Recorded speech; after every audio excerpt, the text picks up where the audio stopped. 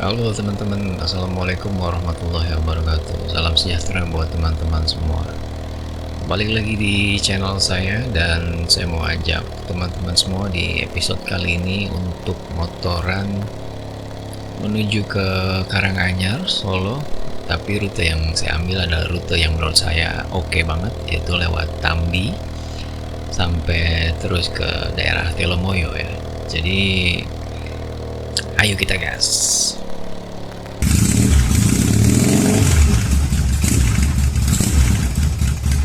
Nah, ini di sebelah kiri saya ini ada objek wisata kebun teh namanya Patean Tambi ya teman-teman. Jadi di kebun teh tersebut ada jembatan-jembatan bambu gitu yang biasa dipakai buat foto-foto ya.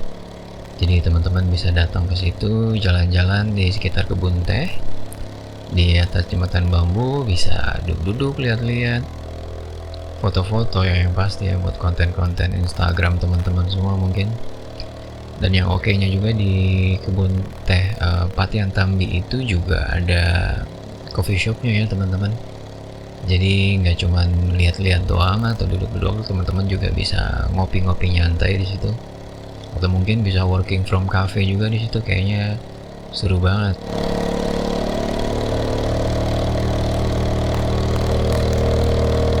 Nggak jauh dari situ juga kita ada nemuin homestay yang menarik juga nih ya sepertinya. Namanya The Kus Homestay. Saya bilang menarik karena dia posisinya dikelilingi kebun teh. Dan kalau lihat dari bangunannya sih banyak kaca-kacanya gitu ya. Jadi mungkin pemandangannya dari dalam penginapan itu untuk keluar itu kayaknya bagus banget sih. Mungkin panoramic view gitu ya saya ngebayanginnya.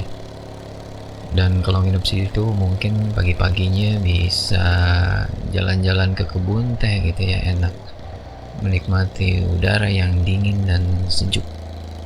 Buat teman-teman yang mungkin perginya rame-rame, orangnya banyak, itu sebelum kebun teh Patian Tambi itu ada juga Tambi Tea Resort. Nah buat teman-teman yang mungkin bepergian dalam grup yang besar mungkin bisa jadi pilihan ya Tambi Tea Resort itu, karena biasanya untuk resort itu dia kapasitasnya lebih besar dan fasilitas penunjangnya itu biasanya lebih banyak ya. Jadi nggak cuman penginapan aja, tapi biasanya ada layanan-layanan tambahan lain atau fasilitas-fasilitas tambahan lain yang biasanya mereka sediakan juga gitu. Dan biasanya juga ada kayak semacam wisata edukasi juga ya untuk di kebun-kebun teh ini. Jadi buat teman-teman yang pergi dengan keluarga, dengan anak-anak itu mungkin bisa jadi pilihan juga.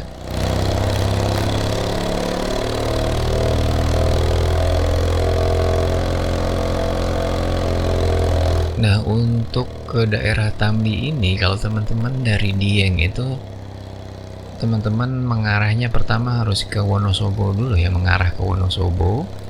Jadi dari Dieng itu ke arah turun. Nah, nanti nggak jauh dari Gardu Pandang Dieng, beberapa kilo dari situ itu ada belokan ke arah kiri.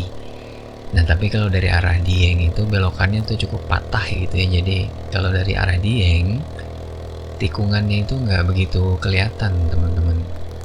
Jadi jangan sampai kelewatan. Nah dari tikungan ke arah kawasan Tambi tersebut, teman-teman udah mulai langsung nanjak lagi sampai ke daerah Sigedang yang ada base camp untuk pendakian ke Gunung Perahu. Nggak jauh dari situ baru jalanannya mulai menurun kembali nih seperti saat ini nih. Nah ini enak nih, jalan menurunnya panjang, jadi buat saya ini cukup menghemat bahan bakar ya, karena saya nggak ngegasnya dikit aja, ini kebanyakan dilepas gas aja, jadi main engine brake aja ya. Selain hemat BBM juga hemat rem lah. Ini saya lihat juga banyak muda-mudi ya yang motoran ke daerah sini. Nggak tahu apakah mereka baru pulang dari Dieng atau memang mereka mungkin ambil jalur ini untuk berwisata ke tempat lain juga. Kayaknya pilihannya ada banyak ya di sini. Jadi beruntung banget deh teman-teman yang mungkin domisilinya atau tinggalnya di daerah sekitar sini gitu ya, karena pilihannya itu banyak banget mau ke daerah mana, dan alamnya itu bagus semua ya teman-teman.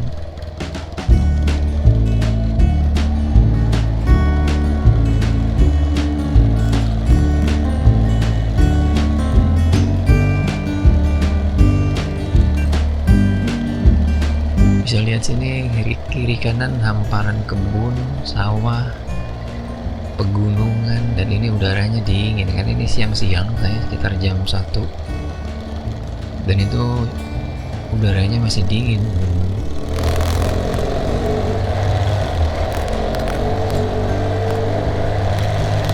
Ini jalannya turun terus, jadi untuk yang pakai teman-teman yang pakai motor matic ini harus di manage nih remnya nih supaya nggak overheat.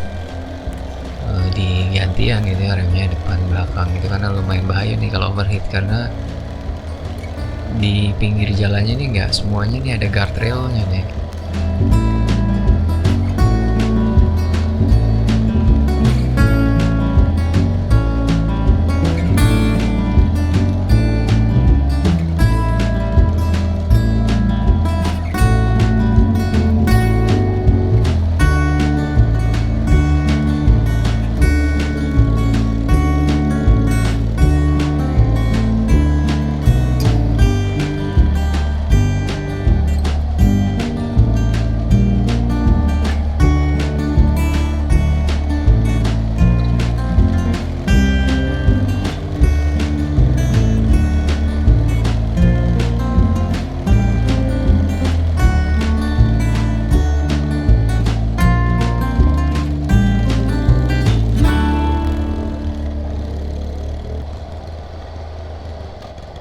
Nah ini salah satu jalan tikungan yang menurut saya cukup serem nih, karena tikungan patah turunan tapi nggak ada guardrailnya nih.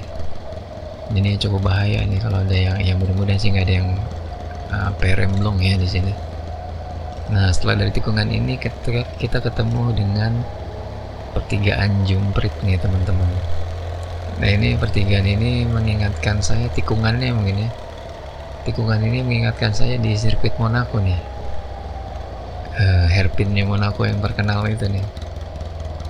Cuman ini bedanya kalau di Monaco itu turunan terus hairpin ke kiri belok kanan. Nah kalau ini turunan hairpin ke kanan terus kita belok kiri ya.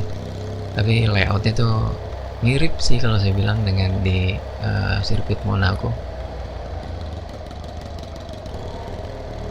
Nah ini kita sekarang sampai di daerah Liangan ya teman-teman.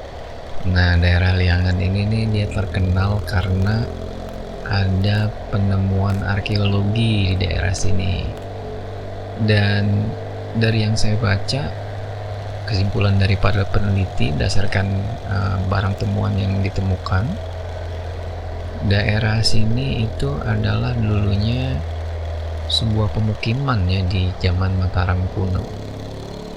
Nah dari barang peninggalan arkeologi yang ditemukan tersebut, para peneliti ini bisa mengetahui kehidupan masyarakat saat itu ya, karena temuannya itu cukup lengkap. Jadi peneliti juga mendapatkan gambaran yang cukup lengkap seperti apa dulu kehidupan masyarakatnya, kemudian kebiasaan mereka, budayanya mereka, termasuk juga interaksi mereka dengan bangsa-bangsa luar ya. Walaupun ini letaknya di pegunungan, tapi ternyata penduduk di sini zaman Mataram kuno tersebut sudah mulai berhubungan dengan bangsa-bangsa lain melalui pelabuhan-pelabuhan yang ada di pesisir. Dan saat ini situs Liangan ini sedang diusulkan untuk menjadi cagar budaya nasional.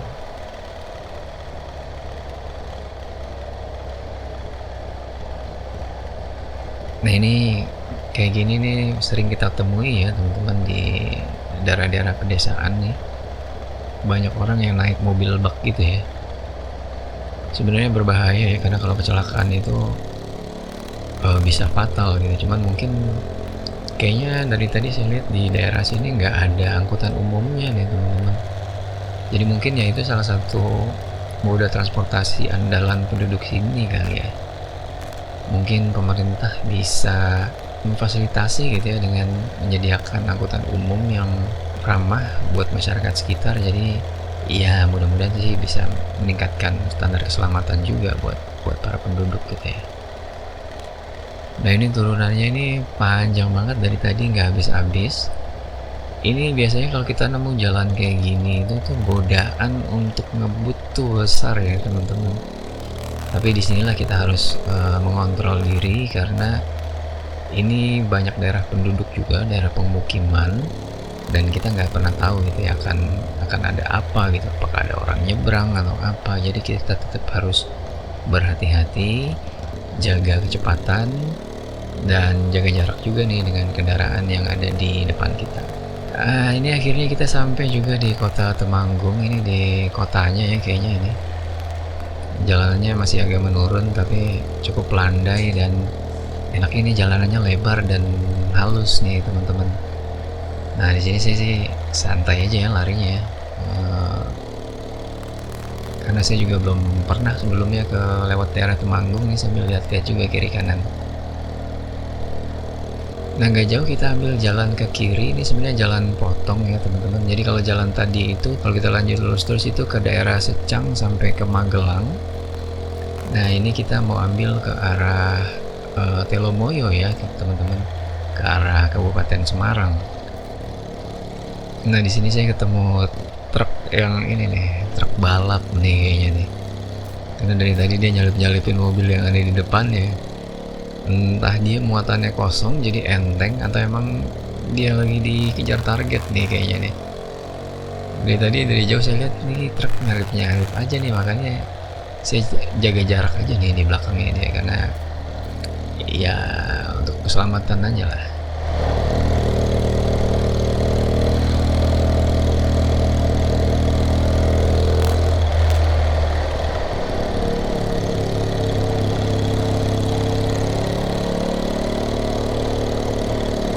Nah ini udah siap nih, dia mau nyalip lagi nih, dasan kanan salip. Waduh mantap ini truknya.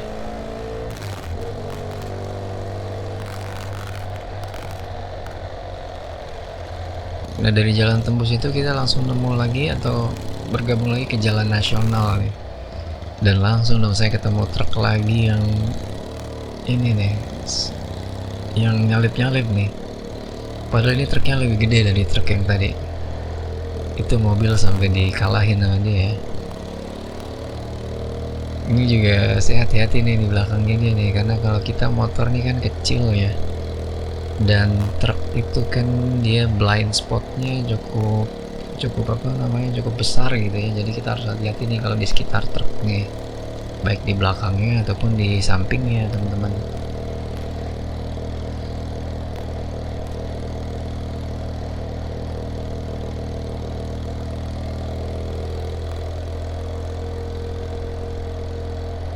Jadi tiba-tiba saya dengar suara sirene polisi, jadi saya menepi, saya pikir ada apa, ternyata cuma ada 2 mobil polisi ini aja nih dia.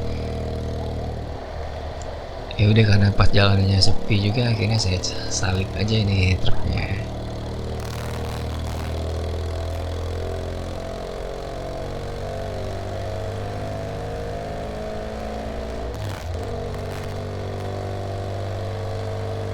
Nah nggak jauh habis saya salip truk itu, saya diarahin untuk belok kanan nih sama Google Maps.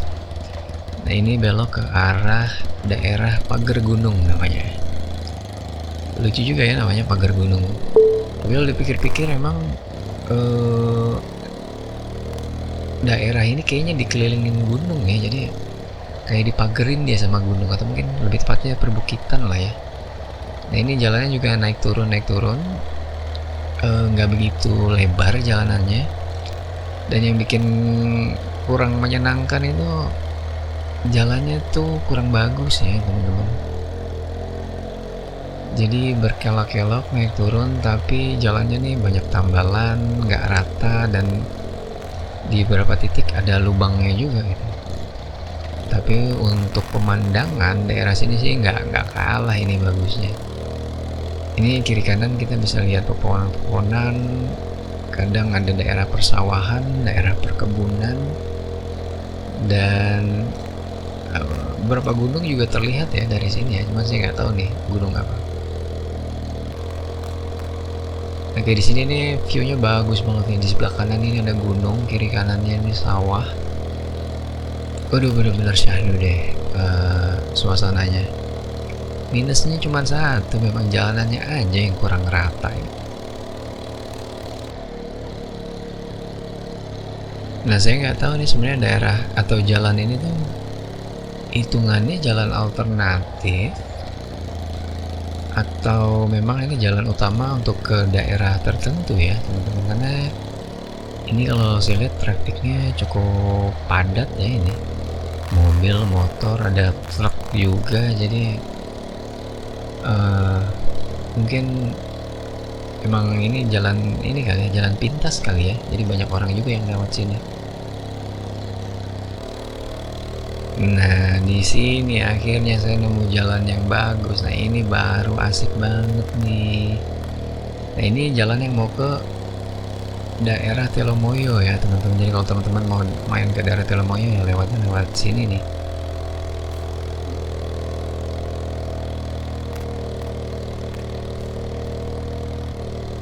Ini jalannya enak, tapi cukup ramai juga ya. Ini pemukiman penduduknya, perkampungan gitu ya. Jadi ya jangan kebut-kebut lah teman-teman di sini. Kita menghormati juga penduduk sekitar ya kan. Karena nggak cuma pemotor, jadi banyak juga warga yang berjalan kaki nih di sekitar jalan sini. Jadi kita harus hati-hati ya. Takutnya ada orang yang nyebrang atau mungkin anak-anak malah yang nyebrang, kan lebih bahaya lagi. Nah, kalau teman-teman mau naik ke Telomoyo bisa lewat sini nih teman-teman. Teman-teman belok kiri, nanti ada loketnya di situ, udah tinggal naik gitu ya. Saya juga sebenarnya pengen gitu ya nyobain naik Telomoyo karena saya juga belum pernah. Nah, seru aja ya, kayaknya kita bisa naik gunung tapi naik motor gitu, jadi nggak perlu capek-capek gitu ya. Dan ini sebenarnya secara waktu cukup tepat nih kalau saya naik gitu, karena udah sore-sore. Jadi bisa lihat sunset mungkin ya di atas. Cuman karena saya udah menetapkan tujuan untuk ke Karanganyar, karena saya mau nginep di rumah saudara saya, jadi saya nggak mau terlalu malam juga. Akhirnya ya udah saya nggak naik ke Telomoyonya ya. Nah, ini jadi alasan juga lah nanti suatu hari nanti biar balik lagi ke sini lagi gitu kan. Nah, di sini saya juga barengan ya sama dua orang perempuan yang boncengan ya di depan. Nah, karena kebetulan pace saya atau kecepatan saya lagi nyantai dan sama nih kira-kira sama kecepatannya dia gitu kan. Jadi kita cukup lama juga nih beriringan jalan gini ya. Jadi ya hitung-hitung jadi ada teman lah ya kita. Tadinya solo touring jadi duet nih touringnya nih kan sama mereka nih. Karena mereka jauh juga nih ridingnya kayaknya. Lah karena dari tadi udah lama di belakang mereka, jadi khawatir nanti saya dikira begal sama mereka ya, akhirnya ya udah saya salib aja mereka. Dan emang saya juga agak meningkatkan kecepatan gitu ya, karena udah sore ini dan saya nggak mau terlalu malam juga, jadi agak dipercepat dikit pace-nya untuk ngejar ke jalan utama gitu. Karena kalau saya khawatirnya kejebak maghrib di daerah sini dan apa namanya udah pasti akan gelap ya, karena nggak ada lampu penerangan jalan. Situasi jalannya pun banyak dikelilingi oleh pepohonan-pepohonan gitu, jadi ya udah saya kejar supaya sampai ke jalan utamanya itu, supaya pas sudah hari udah gelap itu saya udah di jalan utama gitu kira-kira. Nah, ini saya agak percepat gitu ya kecepatannya, karena jalannya juga kebetulan kosong dan gak banyak rumah-rumah penduduk. Jadi setiap bagian jalan yang mungkin gak begitu padat gitu ya rumah-rumah penduduknya, ya disitulah saya biasanya agak dikencengin gitu ya ngegasnya. Tapi kalau ketemu daerah-daerah pemukiman lagi, ya udah otomatis gas juga saya turunin gitu kan. Jadi ya kita adjust aja lah sesuai dengan kondisi jalannya gitu ya. Jangan gaspol terus, tapi ya mainin gasnya lah. Kalau emang jalannya lurus, lebar, dan nggak banyak penduduk, ya bolehlah kita gas dikit. Cuman kalau jalannya kecil dan rame, ya kita harus utamakan keselamatan kita sendiri dan juga keselamatan pengguna jalan yang lain.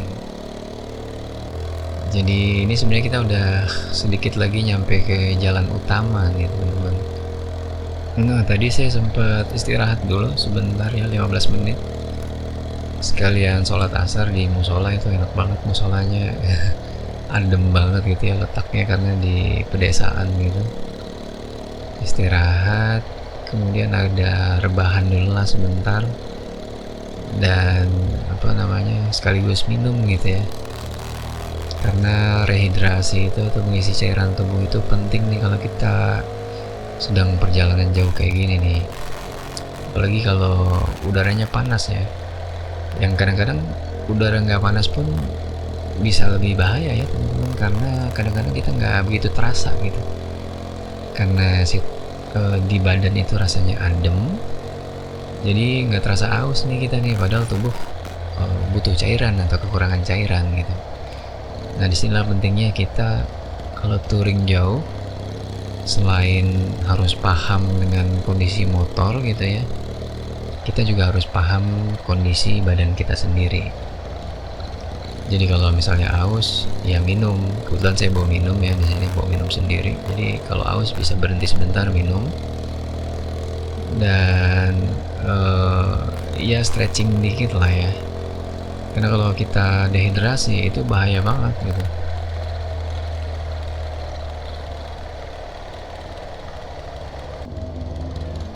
Nah ini akhirnya kita sampai juga nih ke jalan nasional nih, ketemu jalan nasional lagi. Ini adalah jalan Semarang Solo. Itu jadi kalau pertigaan belok kiri itu ke arah Semarang.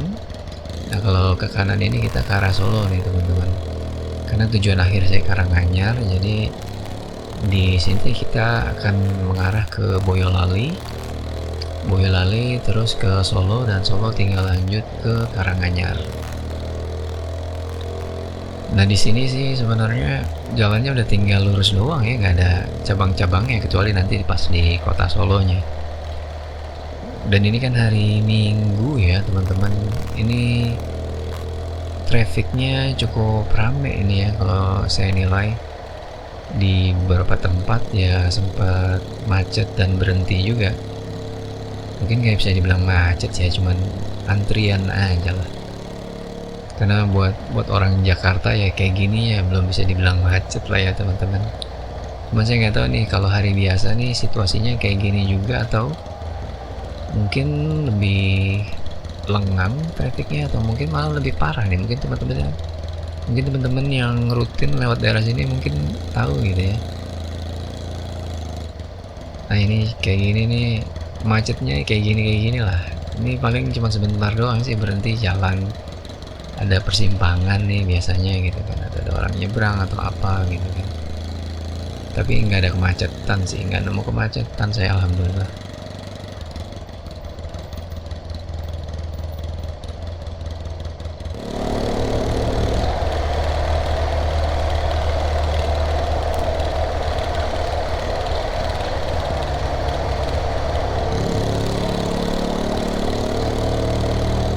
Nah karena jalannya ini cuma lurus-lurus doang ya teman-teman, jadi mungkin videonya saya akhiri sampai di sini aja ya. Dari sini pas maghrib itu saya sempat istirahat lagi nih di Alfamart, minum hidrokoko sama makan caca ya. Saya biasanya dua itu tuh pilihan saya tuh kalau istirahat di Indomaret atau Alfamart, minum hidrokoko plus makan caca ya.